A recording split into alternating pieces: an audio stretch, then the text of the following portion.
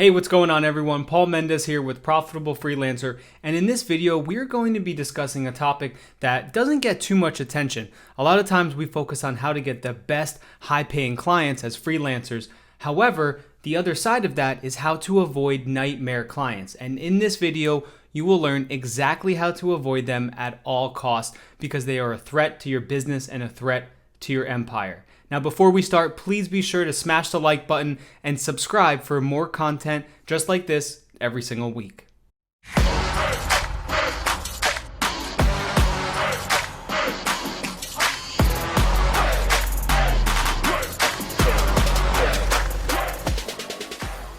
So when we first start talking about how to avoid nightmare clients and projects and things of that nature, first, let's just go into a little definition about what I really mean when I say nightmare client.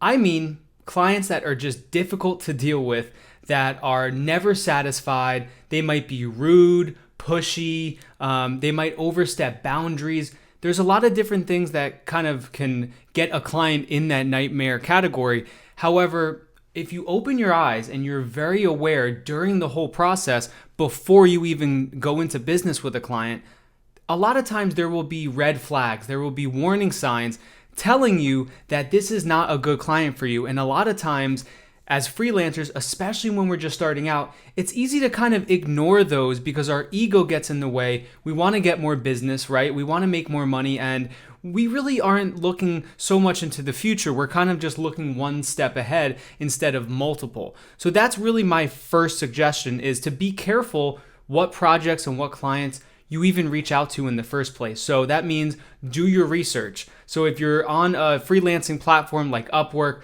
I love Upwork because a lot of times you can see all of the previous clients they worked with if they've been on the platform for a little. And Upwork has a double-blind feedback system. So not only do freelancers get reviews from clients they work with, also the freelancers leave the client a review. So if it was a horrible client to work with, guess what? If they've been on the platform, there's going to be someone on there saying, hey guys, avoid this client. They didn't pay me, or they were just unrealistic, whatever it is. So that's kind of the first step, is to do your research before you even think about getting a client on the phone, talking about the project, etc. And then what you want to do is to really make sure you look at the client's business model and combine that with looking at what skill you provide. So research their website if they provided that. Look up their business name. Go on their social media platforms.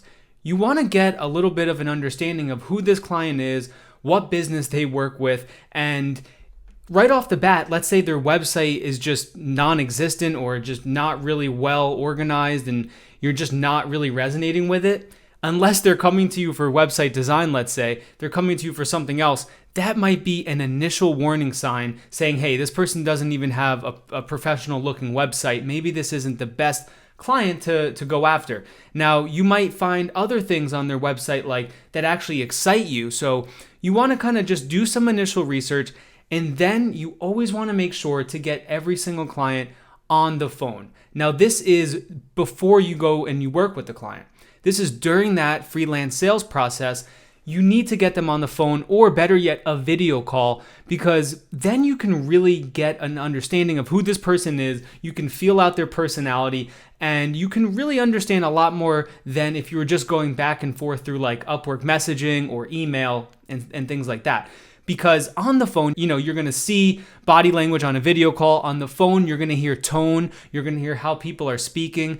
And you can pick up on a lot more than you probably give yourself credit. So before you go into a call, just remember to stay calm and to really play the role of the listener, of the observer. And really remember, this isn't just an interview for you to get the job. It's also an interview to see if you want to work with this client. So don't be shy. Ask questions. Ask them how you're going to measure success.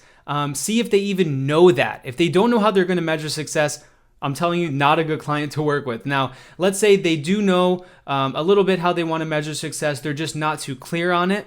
That's something you can help them with. But you want to start digging deeper, a little bit deeper into what they actually need, who they've worked with in the past, why it hasn't worked, why it has, and then start to really formulate if this is a good client to work with.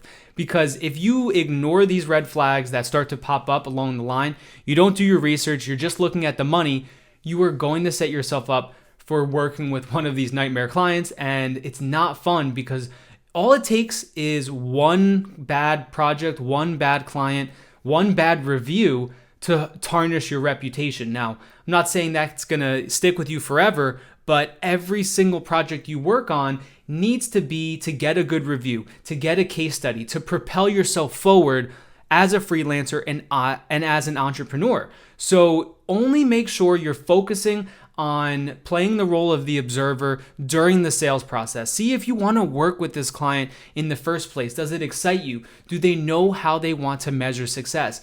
And then, only then, do I suggest going and actually giving them a proposal and working with them. And that's only if they check off all of the boxes.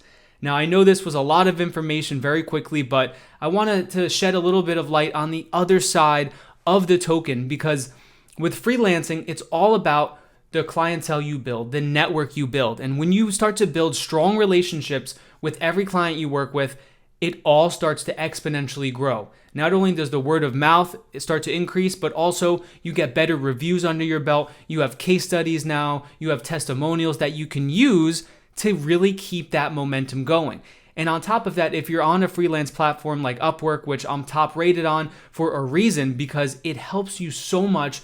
You dedicate some time, you build a strong profile, and from there, you are literally able to secure your future success, all just by laying the groundwork and avoiding nightmare clients. So if you like this video, once again, please leave a like.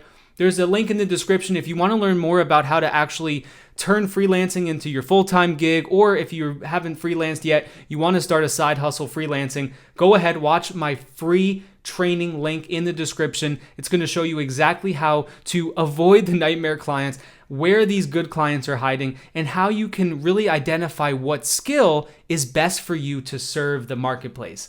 My name is Paul Mendez with Profitable Freelancer, and until the next one, I look forward to your success.